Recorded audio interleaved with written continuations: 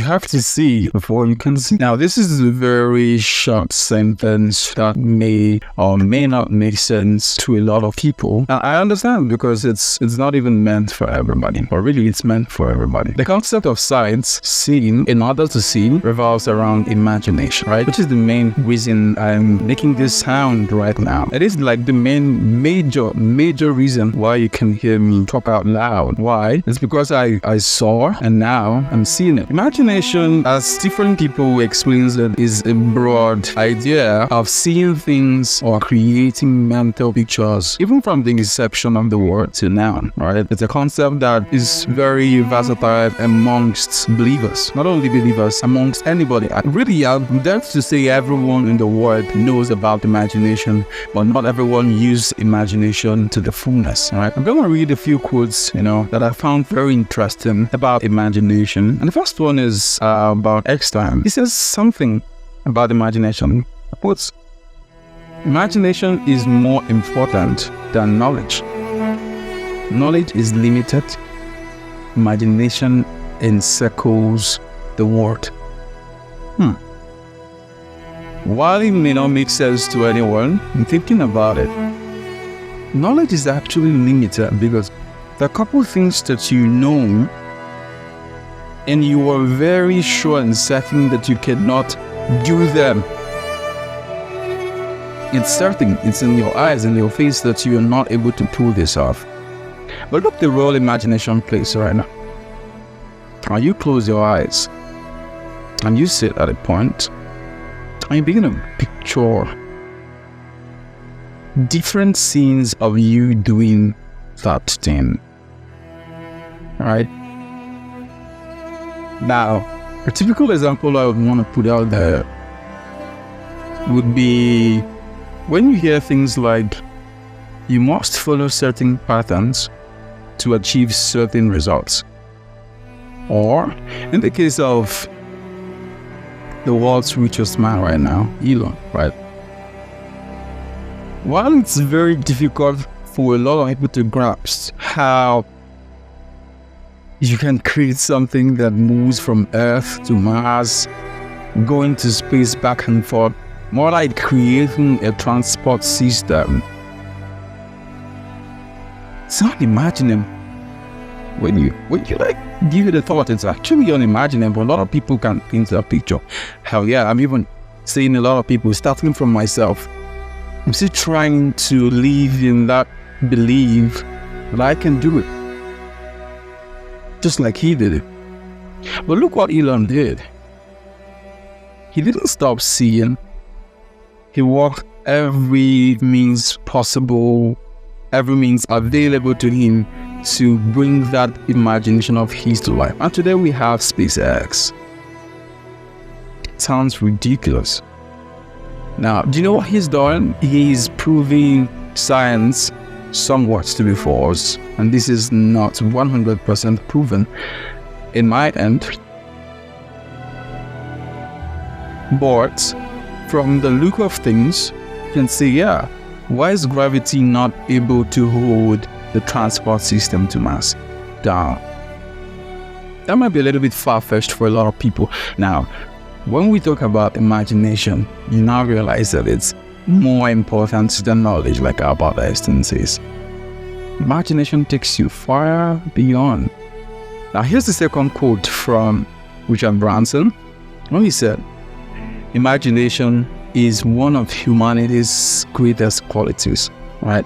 Without it, there would be no innovation, advancement, or technology. And the world would really be a dull place, which is actually the truth. Sometimes I think about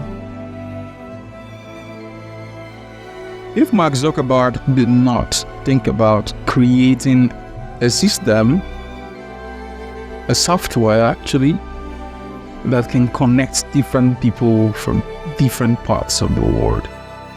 How are we going to be able to have WhatsApp, Facebook, Instagram, and a bunch of meta products that we use on a day-to-day basis? That brings me to the part where I'd like to spotlight how these inventions has made man's life very easy. Now, I'm able to send a message instantly from Africa, and someone from another continent can see the exact message and even create a response and send back to me. Now, let's go a little bit further. I'm now able to make a real-time call with my family abroad, with my friends in the diaspora and different places. That's the power of imagination. Now, they were able to see, and they started making moves. Most of them didn't just see, they started saying it earlier. They started saying how they're going to create the revolutions, how they're going to create the change. I mean, you heard Martin Luther say, I have a dream. To have a dream means to see. So here's the question for you. What do you see? It's similar to what God asked Jeremiah. Now I'm going to reference this back to the Bible in the times of old. Well, in Jeremiah chapter 1, verses 11 and 12. All right. So I want to paint a more robust mental picture. And this is what it says. That, moreover, the word of the Lord came unto me, saying, Jeremiah, what seest thou? And I said, I see a rod of an almond tree. 12 said, Then said the Lord unto me, Thou hast seen well, for I will hasten my word to perform. Remember having the first episode starting, I mentioned having the life of God in us, the very nature of God that makes God God. It's the same communication. Most times when you have visions, when you have dreams, when you start seeing things, when you start having this type of thinking that is imaginative, where you have different scenes in your head of you doing a bunch of things, you attending heights. I'm even closing my eyes right now, just so I can create a picture of what I'm telling you. It is the nature of God that makes God God, communicating with that same nature that lives inside of you. As long as you're born of God, you're born of the Spirit, you're born of the Word. Now, you have to actually believe what you see. All right? And when you start seeing, the next step after you've started imagining things is to start seeing them. And this is one of the things I practice on a regular basis, which is the essence of this podcast, 1% better every day. The whole idea is to help you understand how you can become a better version of yourself every single day. Step-by-step guide on what to do, using real life stories and things that you can resonate with. And it's actually brought to you in partnership with Cuts and Sound Studios. It all started as a dream, and we started saying it. I remember when I was telling my brothers way back in Lagos, I'm going to do these things. At the time, there were like no resources, no systems, no strategy, nothing. All we had was a picture in our head of what it was going to look like. Then we started seeing them. Now, we did not stop seeing them. We moved a little bit further to start writing them down. Right? You know what scripture says about visions? It is for an appointed time. You create your reality by visualizing.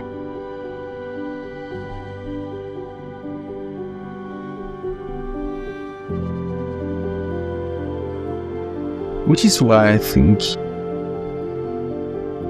you need to start creating your reality. You do.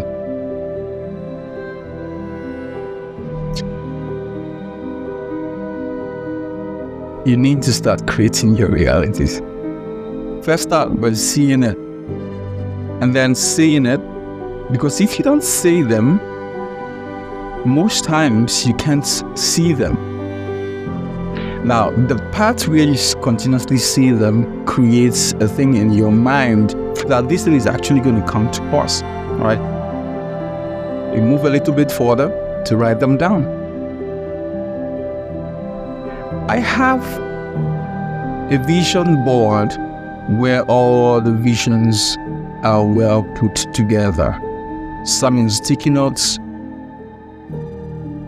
Now there are advanced levels to these parts where you can be able to create a system that enables you to see them, which some other people call routines. How do you do this? You can start out by waking up early and doing the other parts. The earlier you rise, the earlier you're going to be able to solve problems. Yeah. Now, here's another point I'd like you to take note of. Your imagination is stronger than what you say. So if you say something and you don't believe it, you don't even see them, your imagination can, in a way, alter what you say. It's the truth. That is why you need to be careful pictures you're painting in your mind. If you don't believe what you're saying in your mind, first off, what you create is actually what's going to determine what you're going to see. So you need to see to see. That's what I started this episode with. You need to see before you can see. When you see it, say it. It helps everyone know that, yeah, we're going to do it. Yeah, we're going to do that. Now, your mind gives credence to your utterance, which is why you need to have your mind and your mouth in alignment. For whatever you say and you believe it in your heart, it's going to come to pass.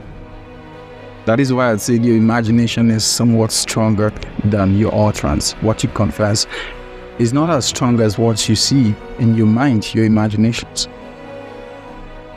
Sometimes people wonder, how can I create imaginations? I'm going to tell you the why. How can I imagine things? Say after me, boredom. Yeah, it might not be what you saw coming, but it's one of the ways you can do that. And it's actually the simplest. Now you can control your imaginations as well. There's a law of imagination, right? What do you see? When you give your mind the time to rest, free from every other thought, you can now start picturing some. And I'm going to do this simply and seamlessly here on this board. I'm imagining 1 million subscribers on YouTube for 1% better every day for right now. I see the clicks, I see the following, I see the comment section. Right now I'm seeing the animated tests popping up. I see the logo designs, rebranded, a couple other things. I see the following and a lot of people embracing self-improvement. I've created the mental picture. Now I have to run with, yeah, I'm gonna see it. And this is how I'm saying mine. I will see it. It's actually gonna come to fruition. But you have to believe that it will come to fruition before it can come to fruition. You have to believe that it's going to come to pass so it can come to pass. Your mind and your mouth should not be enemies. They should be in alignment. You should not be saying one thing and your mind is saying another thing.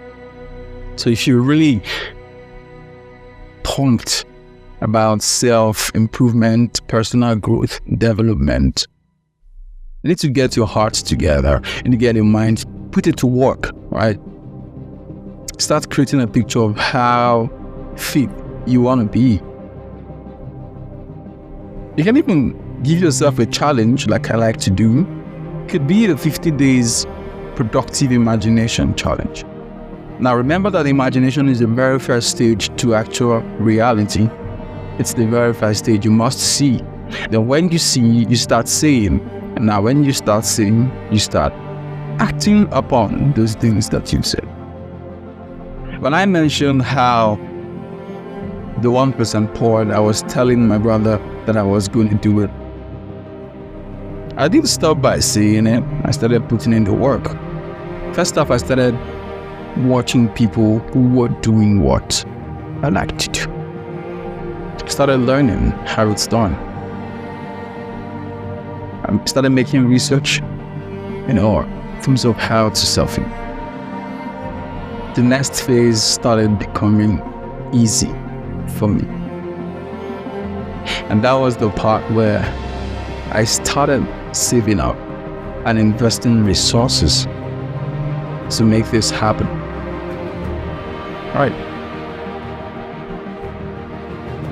You have to do the work. No one is going to do it. The other part of imagination that I wanted to spotlight is actually in the Bible. Genesis 1, from verse 1. When you find the time, try to read down so you understand how imagination and bringing forth to reality works. One says, in the beginning, God created the heaven and the earth. He created. Now, he's moved past the realm of imagination to actually the realm of doing. And the earth was without form and void, and darkness was upon the face of the earth. It was upon the face of the deep, rather. And the Spirit of the Lord moved upon the face of the waters. And then he said, let there be light. Yeah. He created maybe in the mind. And then he said. And when he said, the next verse says, and God saw the light. That's a clear interpretation of how imagination works, where you are able to see first, and then you get to say, and then you saw. But amongst these three phases of development and actualization, there is a steep slope where you get to do the work. You don't miss that out. You get to do the work. It's all dependent on how you are able to pull it off. How you are able to pull it off. And God saw the light, that it was good, and God divided the light from the dark. Now, the other part is where in verse 26, it's like a meeting, and he said, let us create, in other words, make man in our image, after our likeness, and let them have dominion over the fish of the sea, and over the fowl of the earth, and over the cattle, and over everything on earth. And so God created man in his image. Alright? He saw, he said, he did. Right. So the more you say something, the more it lives in your subconscious that you need to do that. It's not a magical thing. It's how it works. Here is a very, very important quote that I love the best so far. It's from Muhammad Ali. Imagination are the wings by which we can fly. So if you're not an imaginative person, just look closely to see if you're really flying. Everyone who has created, invented, or has made something spectacular, they were able to pull that off first through imaginative thinking. They were able to see. That is why they could see them. And that is why all of us could see them. Why? Because they saw. You have to see to be able to see, so you can be seen. It's simple. It's actually simple. You have to see so you can see, so you can be seen. Right?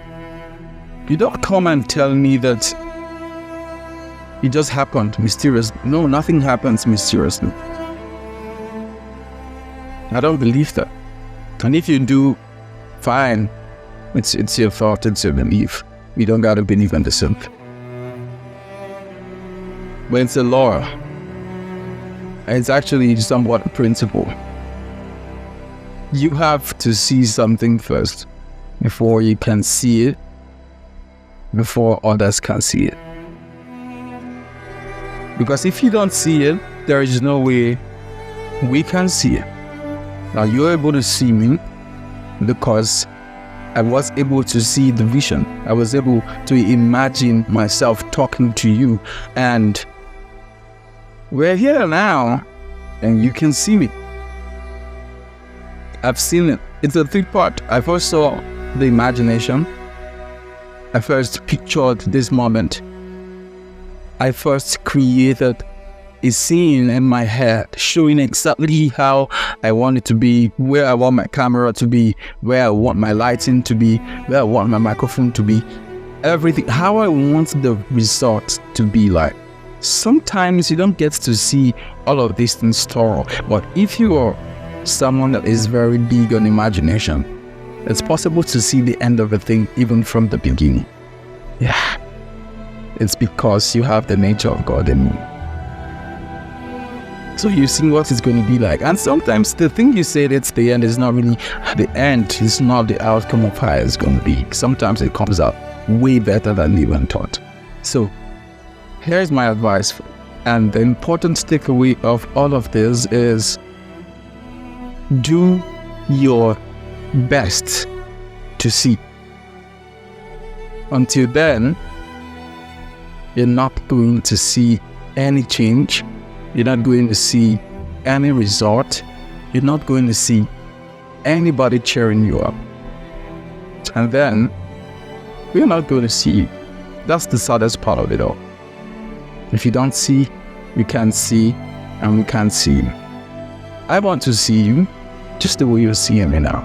So, imagine, say, start doing them.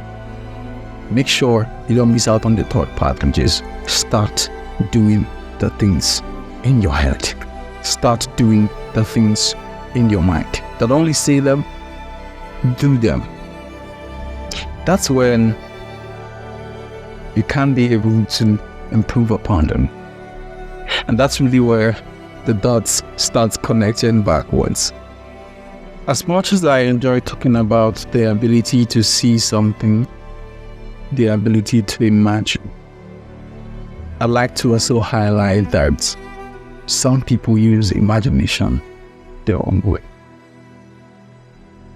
It bothers me sometimes, but I've made peace with how the world can be such a cruel place. And I think an important thing to understand is how you need to use imagination the right way. You need to solve problems with your imaginations. You need to inspire people. You need to give hope. Tell me, yeah, you need to even be better for yourself. From your imaginations. What the heart has inside of it, that's exactly what it says. It feels so bad talking about this because I've seen a lot of young people imagining the wrong things and doing the wrong things. it's the same amount of time and effort that it takes for you to do the wrong things. That's the exact amount it takes to do the right things, maybe a little bit lesser. Because even good things has a way of thriving as much as bad things do as well. Change your thinking, change your life. Imagination is not just painting a picture, it's part of thinking, but with pictures in the scenes. It's just, simply put, inserting images to your thoughts. That way, it becomes easy for you to always remember. You think with pictures, with images, that's why it's called imagination. I would even call it imagination.